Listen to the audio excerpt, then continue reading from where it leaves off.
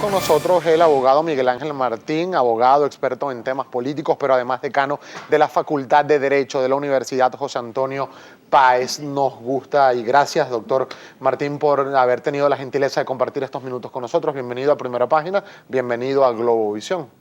Gracias por la invitación.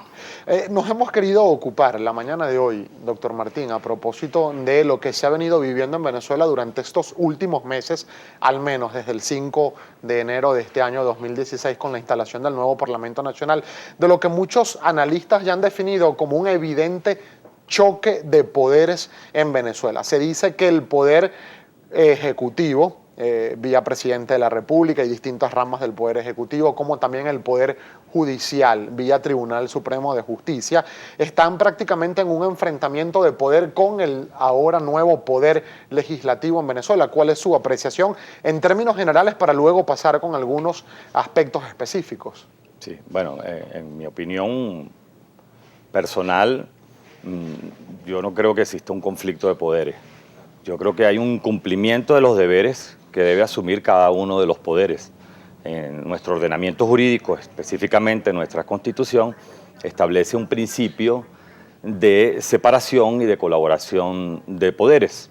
El poder legislativo, que es el primer poder dentro del sistema de nuestra Constitución, tiene sus facultades y sus deberes establecidas claramente en la Constitución, al igual que el resto de los poderes.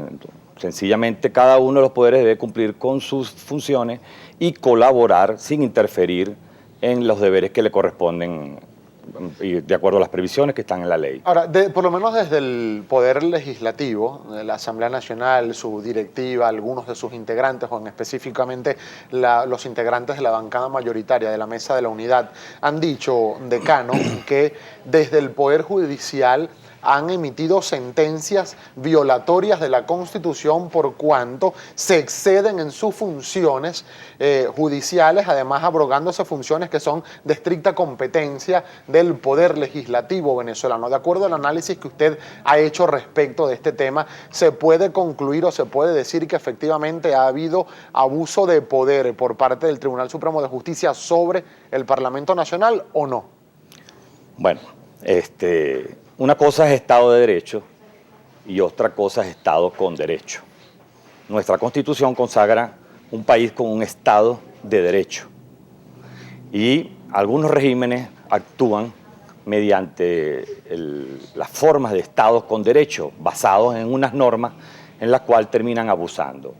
Efectivamente, el Tribunal Supremo de Justicia ha dictado algunas decisiones desde el mismo momento que fue instalada la Asamblea Nacional que está contrariando la voluntad popular, que quizás la más emblemática ha sido haber dejado sin representación a un estado fronterizo, uno de los estados, un estado importante para nuestro país, y el hecho de haberlo dejado sin representación por una medida judicial, eso es traición a la patria.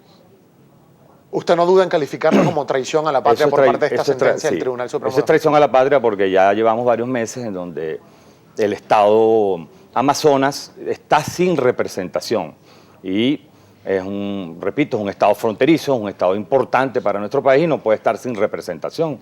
Ahora, decano, mucho se habla también de que, y recientemente se estableció en una sentencia de la Sala Constitucional del Tribunal Supremo de Justicia, donde se habla de las limitaciones de la figura de control político del Parlamento Nacional. Por ejemplo, se dice que es la figura de control para el Poder Ejecutivo, pero que debe hacerse vía coordinación con el vicepresidente ejecutivo de la República, más no así a otras ramas del poder público del Estado venezolano. Es decir, aparentemente, y según lo que se interpreta de esta sentencia de la Sala Constitucional, el Parlamento no controla al Poder Judicial, no controla al Poder Electoral, no controla al Poder Moral y ni siquiera incluso a funcionarios militares, porque así estableció taxativamente la sentencia del Tribunal Supremo de Justicia. Quiero leerle, por favor, solo parte parte de lo que establece el segundo párrafo del artículo 223 de la Constitución Nacional. El artículo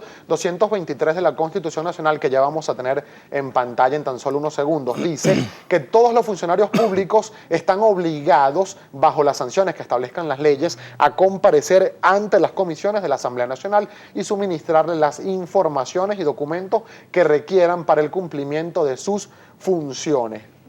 En este artículo, al menos, no se habla de una coordinación con el vicepresidente ejecutivo de la República. ¿Cómo se llega a esta conclusión por parte del Tribunal Supremo de Justicia?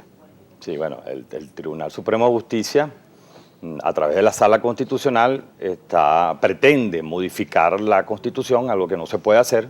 La Constitución claramente establece que el Poder Legislativo, además de realizar actos de ley, decretar leyes, formar leyes, también tiene la función de controlar la actividad de los otros poderes, en especial del Ejecutivo. Y puede, a través de las comisiones, realizar las investigaciones de rigor y no puede, a través de una sentencia, burlarse ni contrariar el dispositivo constitucional. Amén de que esta sentencia claramente no tiene validez, no tiene efecto jurídico alguno, porque no está firmada por todos los magistrados. La ley orgánica del Tribunal Supremo de Justicia y el reglamento interno del Tribunal Supremo de Justicia, el reglamento por el cual se rige el Tribunal Supremo, establece claramente que las decisiones de la Sala Constitucional obedecen a una mayoría calificada en la cual se requiere la firma de por lo menos 6 magistrados. Y en este caso fue firmada la sentencia por 4 magistrados y evidentemente no cumple con la mayoría calificada que establece la propia legislación que rige el funcionamiento del Tribunal Supremo de Justicia. Por lo tanto, es una sentencia que no tiene ningún efecto, no tiene ninguna validez.